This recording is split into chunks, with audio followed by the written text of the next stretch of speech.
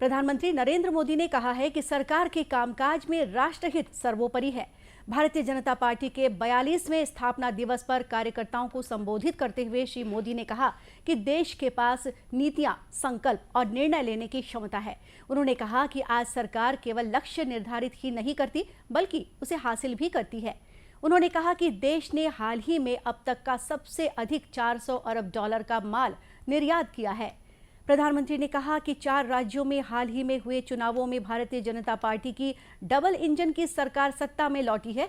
उन्होंने कहा कि 3 दशकों के बाद पार्टी ने राज्यसभा में 100 सदस्यों का आंकड़ा पार कर लिया है। 3 वजहों से बहुत महत्वपूर्ण हो गया है। पहला कारण है कि इस समय हम देश की आजादी के 75 वर्ष का पर्व मना रहे हैं, आजादी का अमृत महोत्सव मना रहे हैं। ये प्रेरणा का बहुत बड़ा अवसर है। दूसरा कारण है तेजी से बदलती हुई वैश्विक परिस्थितियां, बदलता हुआ ग्लोबल ऑर्डर। इसमें भारत के लिए लगातार नई संभावनाएं बन रही है। तीसरा कारण भी उतना ही अहम है। कुछ सप्ताह पहले 4 राज्यों में भाजपा की डबल इंजन की सरकारें वापस लौटी है।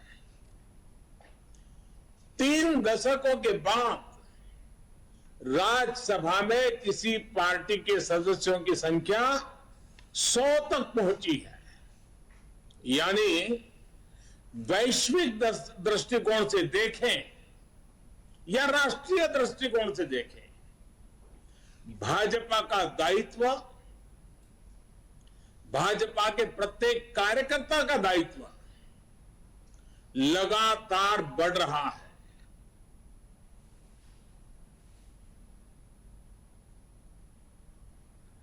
भारतीय जनता पार्टी के राष्ट्रीय अध्यक्ष जगत प्रकाश नड्डा ने आज पार्टी के 42वें स्थापना दिवस के अवसर पर दिल्ली में पार्टी का ध्वज फहराया। श्री नड्डा ने डॉक्टर श्यामा प्रसाद मुखर्जी और पंडित दीनदयाल उपाध्याय को श्रद्धांजलि दी। उन्होंने पार्टी मुख्यालय में रक्तदान शिविर का भी उद्घाटन किया। गृह मंत्री अमित शाह ने कहा है कि प्रधानमंत्री के नेतृत्व में भारतीय जनता पार्टी राष्ट्र की उन्नति और लोगों के कल्याण के भाव से निरंतर आगे बढ़ रही है। ट्वीट संदेश में श्री शाह ने कहा है कि पार्टी ने 7 दशकों से वंचित देश के गरीबों, किसानों, वंचितों और महिलाओं की आकांक्षाओं को पूरा करने के लिए काम किया है।